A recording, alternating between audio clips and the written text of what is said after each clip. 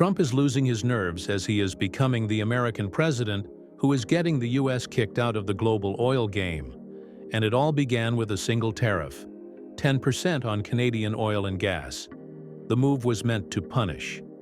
Instead, it triggered a chain reaction that now threatens to isolate the United States from the very energy markets it once controlled.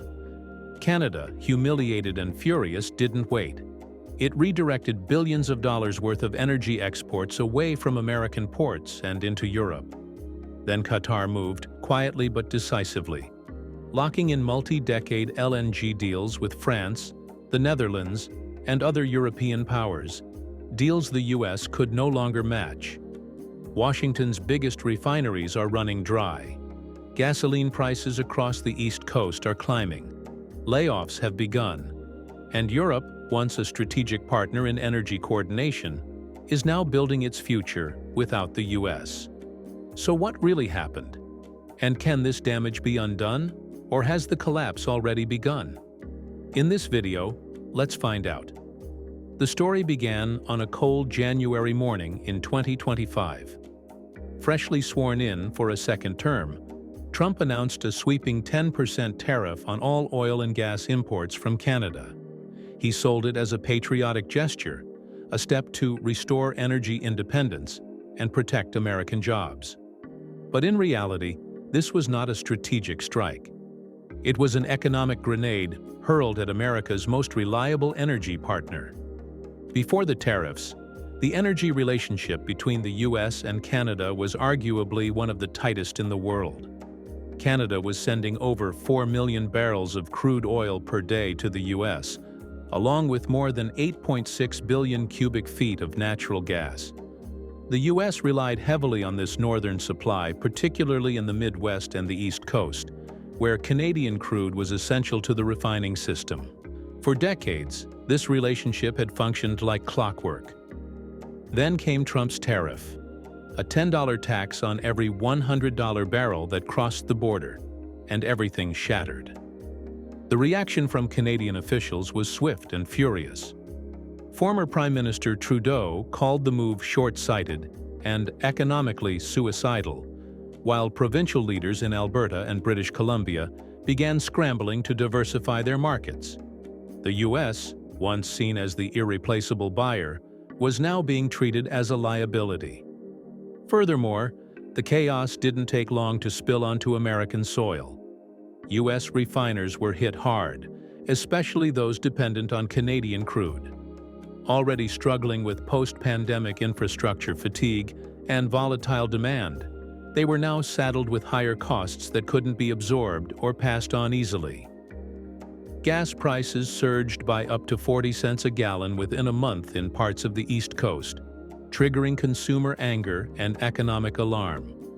But while America was waving, Canada was moving. In less than 60 days, Canada revived and accelerated the massive LNG Canada project in Kitimat, British Columbia, a $40 billion export terminal that had long been delayed by bureaucracy. This wasn't just about shipping gas to new buyers.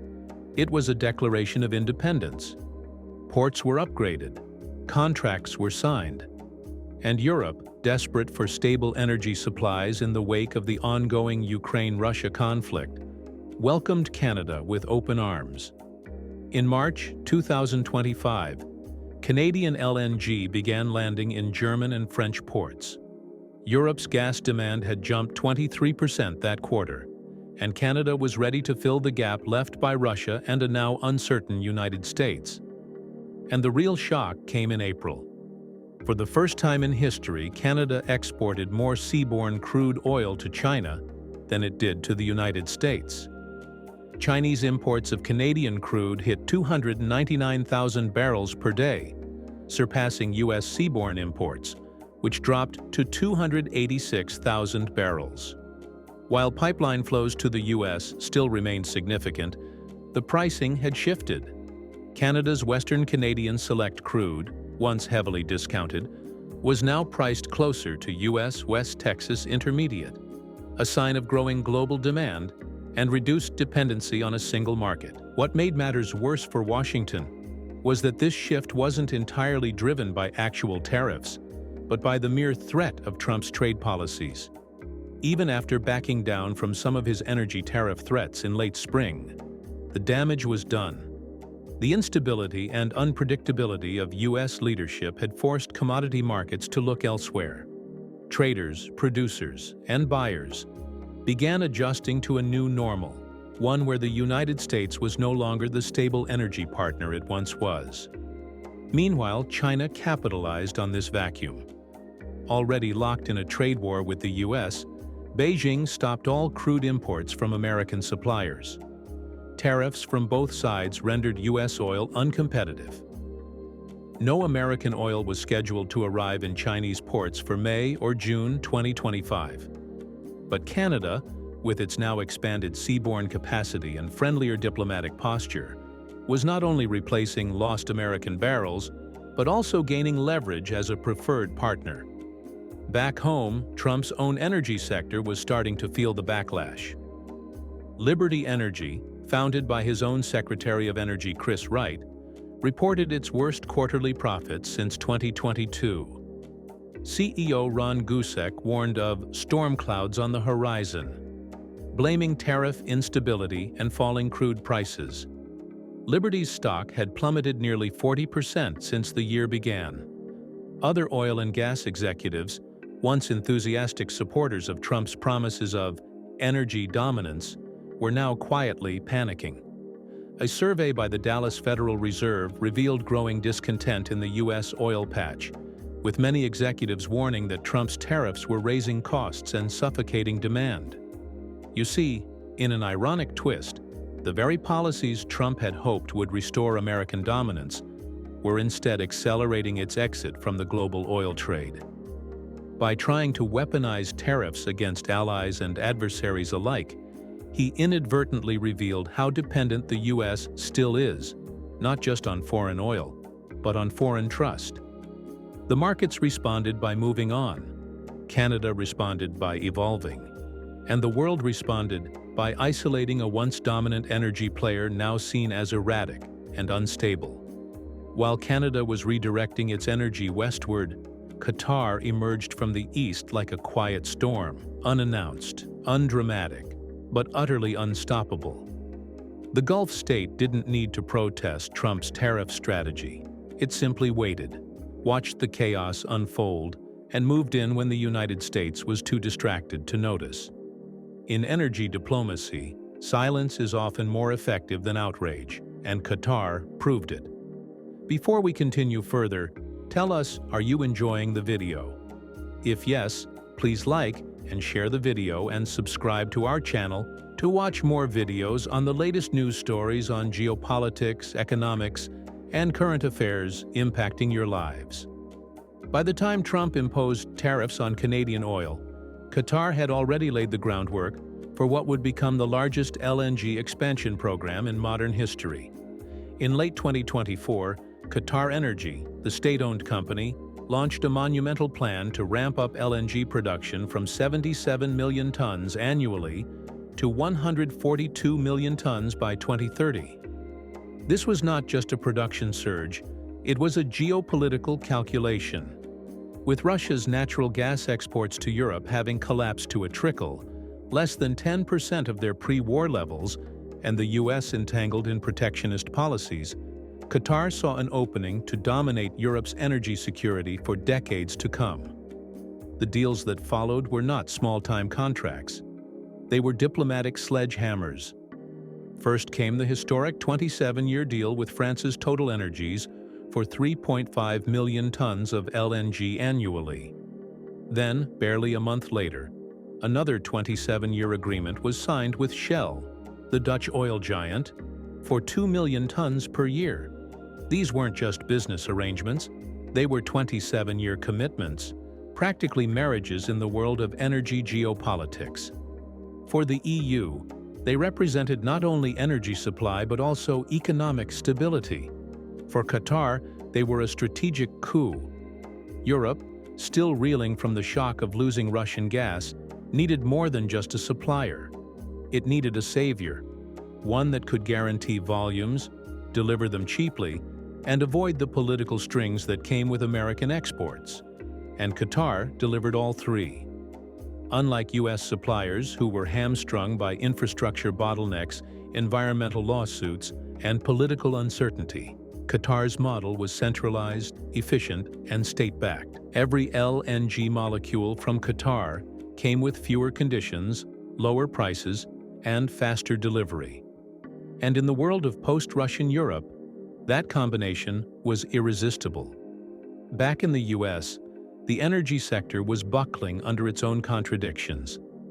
LNG terminals were working near full capacity, but expansions were stalled by endless litigation and bureaucratic hurdles. New pipeline permits were stuck in court battles. And to make matters worse, domestic natural gas prices had soared, an 80% year-over-year spike that shocked both consumers and industry. Exporting gas became politically toxic at home, just as it became strategically vital abroad. The Biden-era methane rules were still haunting LNG producers, and now Trump's return introduced the opposite chaos: deregulation on one hand and foreign tariffs on the other. The U.S. LNG industry was being whiplashed from both ends of the spectrum. Qatar, in contrast, had none of these constraints. It sidestepped EU environmental scrutiny with tailored agreements and technical exemptions. Unlike U.S. companies, which had to face Wall Street expectations, shareholder meetings, and regulatory pressure, Qatar Energy could focus solely on one objective: market takeover.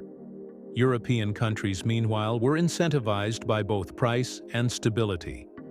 By the second quarter of 2025, average Qatari LNG landed in Europe at $7.50 per million British thermal units, nearly 20% cheaper than U.S. cargoes. With demand rising and winter looming, no government could justify turning that down. And that's when the shift became diplomatic. Qatari ministers began holding direct, high-level talks not just with energy officials, but with prime ministers and finance ministers across Europe. Qatar wasn't just offering LNG, it was offering reliability, diplomacy, and long-term friendship. In return, it asked for preferential port access, relaxed regulatory barriers, and joint infrastructure projects, terms that European leaders eagerly accepted. The gas deals became gateways to new defense pacts, cultural exchanges, and even investment portfolios. The final blow came when European buyers began withdrawing from midterm US LNG contracts altogether. Companies that had previously signed 5-year deals with US exporters were now canceling or letting them expire. You see, in silence, Qatar had done what neither Canada nor the US could: dominate a continent's energy future without firing a single shot or slapping a single tariff. While the US was chasing voters with promises of self-reliance, Qatar was quietly winning over governments with contracts, ports, and gas. By the time Trump realized what had happened, the pipelines had already been built, the terminals constructed, and the 27-year deals signed. The US wasn't just outpaced, it was outmaneuvered, and Qatar hadn't said a word. The US had entered the energy chess game expecting to be king, but by mid-2025, it was no longer even on the board. The 10% tariff that was supposed to shield American energy had isolated it instead. Gasoline prices hit 10-year highs. US natural gas futures surged 8% in 1 month.